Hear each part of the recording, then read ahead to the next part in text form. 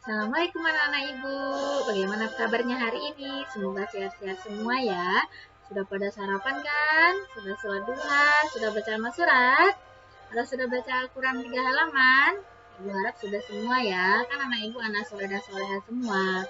Nah, hari ini alhamdulillah kita bisa berjumpa meskipun di dunia maya. Ibu harapkan tetap semangat belajar untuk membangun masa depan yang lebih baik. Nah, marilah kita mulai pembelajaran kita hari ini dengan sama-sama membaca lafaz basmalah. Bismillahirrahmanirrahim. Anak-anak ibu, hari ini kita akan membahas tema 1 subtema 3 tentang Pancasila. Nah, Pancasila khususnya nanti kita akan menambah materi tentang pengamalan nilai-nilai Pancasila. Nah, yang pertama, sebelum pengamalan nilai Pancasila, Ibu akan mengingatkan kembali tentang bunyi sila dan lambang dari sila tersebut. Untuk bunyi sila, antum bisa lihat di sini nak ya. Mulai dari sila pertama, ketuhanan yang Maha Esa, sampai sila yang terakhir, itu keadilan sosial bagi seluruh rakyat Indonesia. Di sini juga ada Ibu munculkan lambang-lambangnya. Ini hanya mengingatkan nak ya, karena di subtema 1 dan 2 sudah kita pelajari. Di lambang sila yang pertama bintang, yang kedua rantai, selanjutnya ada pohon beringin, yang keempat itu adalah kepala banteng, dan yang terakhir adalah padi dan kapas. Nah, Ibu berharap jangan sampai lupa lagi. Ini bunyi sila dan juga lambangnya. Nah, selanjutnya kita akan mempelajari tentang pengamalan nilai-nilai Pancasila. Mulai dari sila pertama sampai sila kelima. Sila pertama. Sila pertama yang lambangnya bintang, contoh pengamalannya adalah tidak memaksakan suatu agama dan kepercayaan terhadap Tuhan Yang Maha Esa kepada orang lain. Tidak boleh memaksakan agama. Kemudian yang kedua, bebas beribadah sesuai agamanya masing-masing. Jadi kita nggak usah takut-takut mau beribadah ke masjid. Kecuali lagi corona gini nak ya, harus lebih berhati-hati ketika keluar. Tapi tetap boleh asal melaksanakan protokolnya. Khusus sekarang kita ibadahnya di rumah. Selanjutnya, sila kedua. Sila kedua ini kemanusiaan yang adil dan beradab. Ini di subtema 2 kemarin ada dimunculkan. Ada beberapa yang belum tepat menulis bunyi silanya. Nah, sekarang kita akan bahas tentang apa nilai yang terkandung di dalamnya yang bisa kita lakukan. Pertama, memberikan santunan, kemudian mengunjungi teman yang sakit, atau menolong orang yang sedang mengalami kesusahan. Kemudian, kita lanjut ke sila yang ketiga. Di sila ketiga ini ada lambangnya pohon beringin. Nah, pohon beringin Persatuan Indonesia. Nah, ini contohnya Ibu tuliskan ada 4 di sini. Dari menjaga persatuan dalam masyarakat. Kalau di sekolah bisa dicontohkan kita tidak boleh memilih-milih teman hanya berdasarkan sukunya misalnya atau berdasarkan kekayaannya, warna kulitnya, itu nggak boleh. Kemudian yang kedua, mengutamakan kepentingan umum. Nah, kemudian kita rela berkorban demi bangsa. Nah, terakhir kita cinta tanah air. Cinta tanah air itu misalnya kita kalau membeli sesuatu, kita lihat made in Indonesia. Nah, kita beli. Jadi jangan kebanyakan beli produk luar negeri untuk wujud cinta tanah air. Atau kita pakai batik. Nah, batik kan produk Indonesia. Itu contoh cinta tanah air.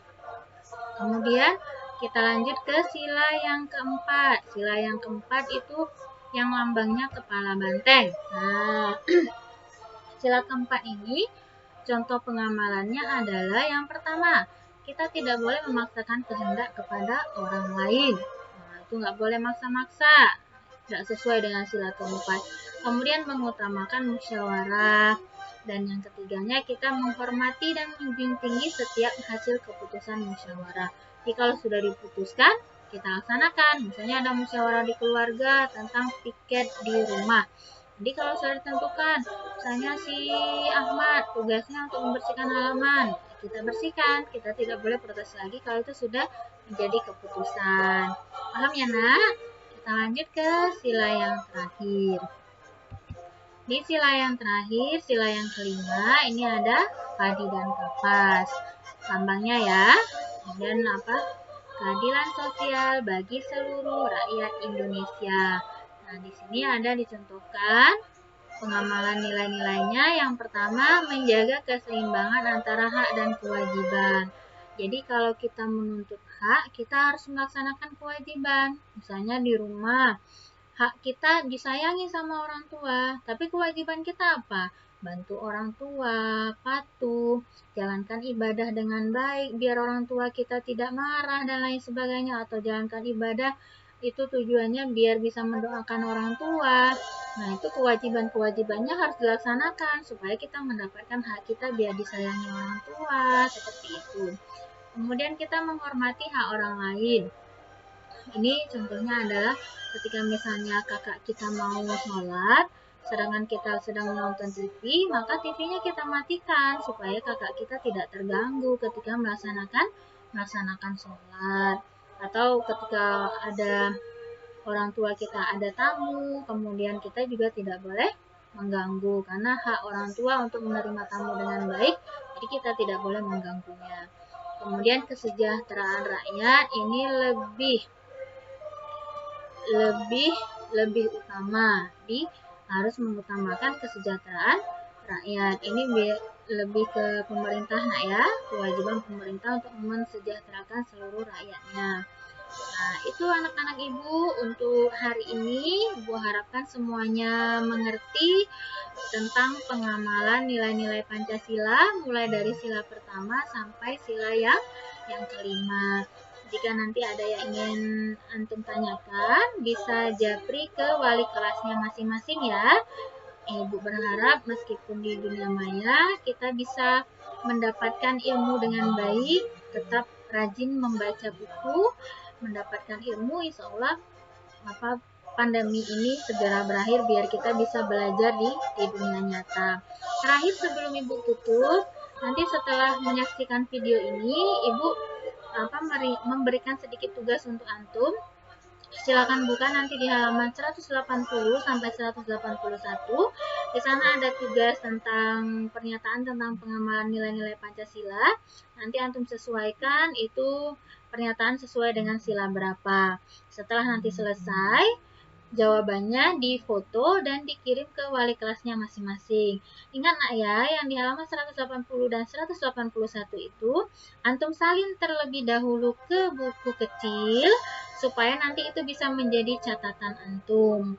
Nanti akan ibu guru koreksi, kemudian nanti dikasih tahu jawaban antum sudah benar atau belum benar.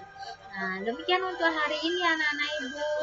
Nah, salam sehat selalu ya. Insya Allah kita bertemu lagi di kesempatan berikutnya. Kita tutup pembelajaran kita dengan sama-sama membacakan lafaz hamdalah. Alhamdulillahirrahmanirrahim. Nah, Ibu akhiri. Assalamualaikum warahmatullahi wabarakatuh.